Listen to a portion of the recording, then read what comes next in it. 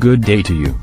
To raise awareness on mental health, the HNU or Health and Nutrition Unit of Ptsd shares video clips like this one every second and fourth week of the month. The MHPSS, or Mental Health and Psychosocial Support Program, is dedicated in helping all of us, especially the learners and school personnel, maintain a healthy state of mind.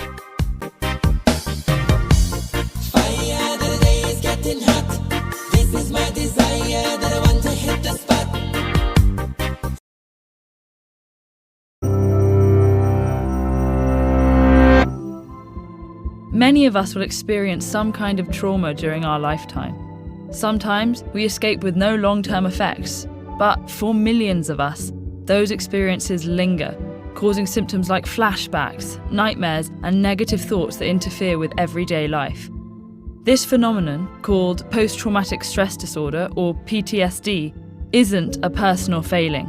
Rather, it's a treatable malfunction of certain biological mechanisms that allow us to cope with dangerous experiences. To understand PTSD, we first need to understand how the brain processes a wide range of ordeals, including the death of a loved one, domestic violence, injury or illness, abuse, rape, war, car accidents, and natural disasters. These events can bring on feelings of danger and helplessness, which activate the brain's alarm system, known as the fight, flight, freeze response. When this alarm sounds, the hypothalamic, pituitary, and adrenal systems, known as the HPA axis, work together to send signals to the autonomic nervous system. That's the network that communicates with adrenal glands and internal organs to help regulate functions like heart rate, digestion, and respiration. These signals start a chemical cascade that floods the body with several different stress hormones, causing physiological changes that prepare the body to defend itself. Our heart rate speeds up, breathing quickens, and muscles tense. Even after a crisis is over, escalated levels of stress hormones may last for days, contributing to jittery feelings, nightmares, and other symptoms. For most people, these experiences disappear within a few days to 2 weeks as their hormone levels stabilize. But a small percentage of those who experience trauma have persistent problems, sometimes vanishing temporarily, only to resurface months later.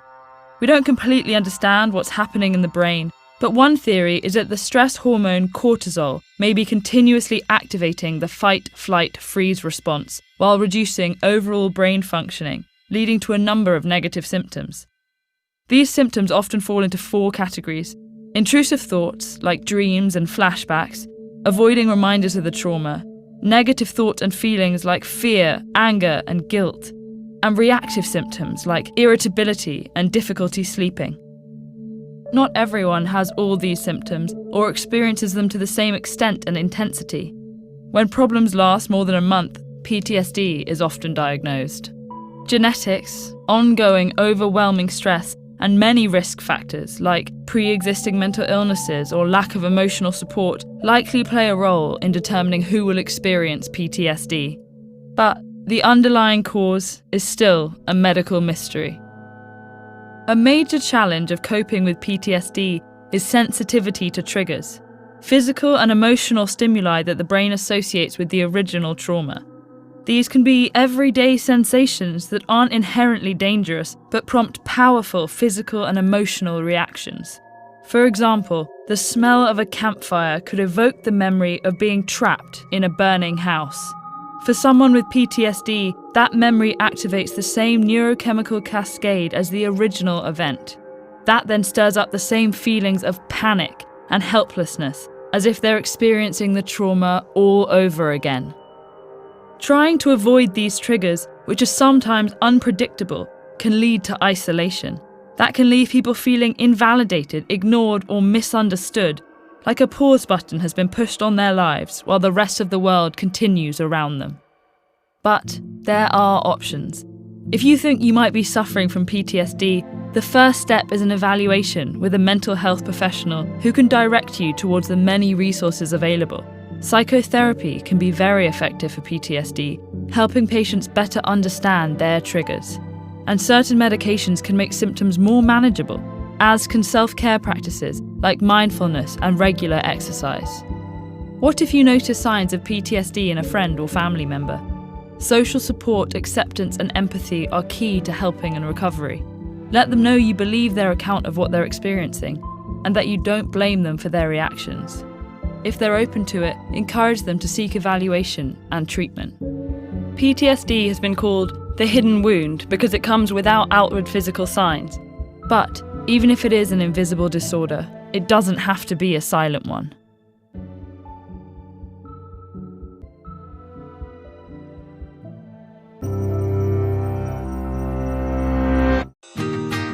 Thank you for watching. Your time and support mean much to the HNU team. We will gladly cater to your questions and concerns on mental well-being through the Psychological First Aid or PFA hotline numbers. And remember, stay healthy, think healthy. For questions and concerns, please do not hesitate to reach us by phone at 0927-497-3911, 0927-497-3920, 0950-496-7580, by FB Messenger at healthsection.depedagakas and by email at somalteenhotline@deped.gov.ph. For all episodes of the MHPSS podcast series, please follow us on Spotify. For all MHPSS and other health-related video clips, please subscribe to our YouTube channel.